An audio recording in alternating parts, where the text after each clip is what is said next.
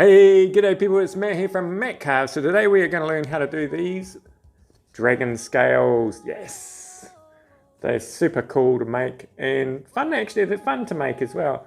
And once you get in the flow of it, you sort of like can do them without drawing them on or anything like that. I'm also going to show you in this video how I made this dragon smoke.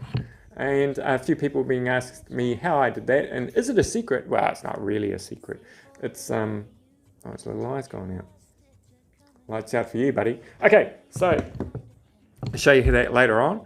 And so it's dragon scales today.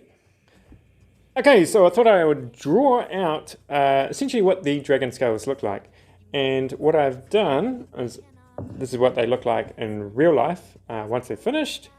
And I've just made these ones bigger so you can actually see them. Okay, so the number ones is where the deepest part is. And that's where you're going to put your burr first and go down. So you can see here on this one, that's the deepest there, and there, and there. It gradually goes up. And where that point is where the other deep point goes in. So essentially you have that deep point there, and at the end of that one you have a deep point there. You kind of get the idea once you start going along, and once you've done it a few times you don't need to draw it out. It's quite simple to do. Okay, so this is just to demonstrate on how I make them. So we're going in the deepest part there with the one, and we're using a Kutzall fine burr. It's a tapered at the end. It works really well if you have sort of like a pointy end burr. Depending on like the hardness of the wood, you can use maybe a diamond burr if you can get away with that, or this is sort of like a carbide cutter, and that one's quite good as well, especially for like cleaning up the edges and all of that. I usually go in with something rough and then maybe go to a carbide burr and then a diamond tip burr if I want it to be really nice, but I just went with the carbide burr here and the finish is pretty good. So yeah, so that was pine that I did that on, and that looks pretty cool. So if you want to do smaller scales, go for a really small burr with a point, and you'll see that I'm going in here and it looks quite messy, but the idea is just to put them in and then to sort of tidy them up afterwards. You can see me here tidying them up. So you're kind of trying to go for that diamond kind of effect within between the diamond starts on the other one, and you just do that. And it's pretty easy. This is actually Japanese cedar. Japanese cedar on that one. And this one, I'm going to show you that this isn't a pointed end burr, but what I'm using is a square end kind of burr, but I'm going for really kind of almost square scales. So you could use this on like shingles on houses or something like that. And I sort of like graduated on that dragon from small scales to bigger scales like this. I actually went in with a extreme burr on that one because it was quite hard wood. But you can see me here, I'm just sort of like going in and creating the pattern.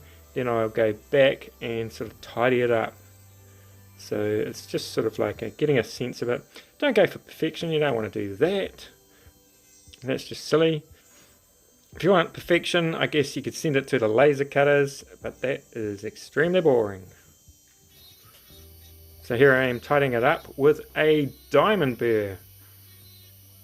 And these are really good, and especially with these bigger ones, you can sort of like get away with bigger burrs or flat end burrs.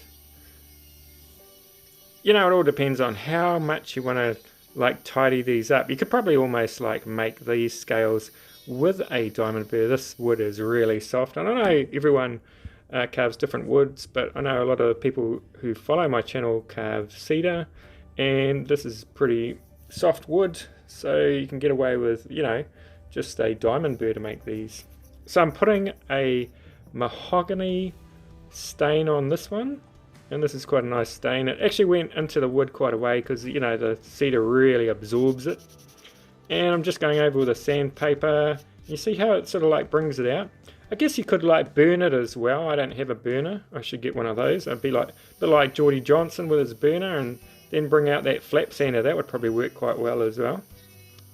And I just went in with the diamond burr again, just so I could get a little bit of a evenness in that thing, and I think that looks pretty cool. You know, you just play around with finishes. It's pretty easy and pretty, you know, you can't really go too wrong. This is a wax, a black polish wax. It's sold all around the world. There's different names, essentially the same thing. It actually smells really weird for the first few days, and then it goes away. You can see me here, I'm pushing it up into the scales, and then I just get a cloth and I'll wipe upwards so it doesn't pull out too much of the black in the scale. But you know, you just do what suits you guys. I think pretty much anything would work. Even paint, black paint would work on this probably. You just paint it on and then sort of wipe it off. So that's a comparison between the two. I think they look pretty cool. And pretty much that is how you do scales. Okay, I'm going to show you how I did the smoking dragon. It looks really good if it's got a darker background and the light's down a little bit. But how did I do it? Now, I didn't put an incense in there. I put this thing in here, drilled it into the table, and this is a diffuser. Got lavender going through the dragon today. Beautiful smell. Offsets the evilness of the dragon. But here it is. Here's a little diffuser here. And you can look at it. It's a little bit like... Oh, hang on a minute. Okay, so this is a diffuser here, and you can set it for different things. Intermittent and continual.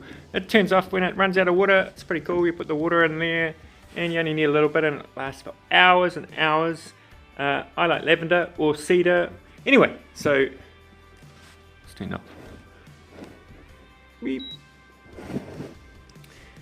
So you can see here I've drilled the hole there, and so the smoke goes up here and then gradually makes its way through to the nose. Electrics go through a different hole, and that goes up through there as well. So essentially I've just put it on there and it smokes.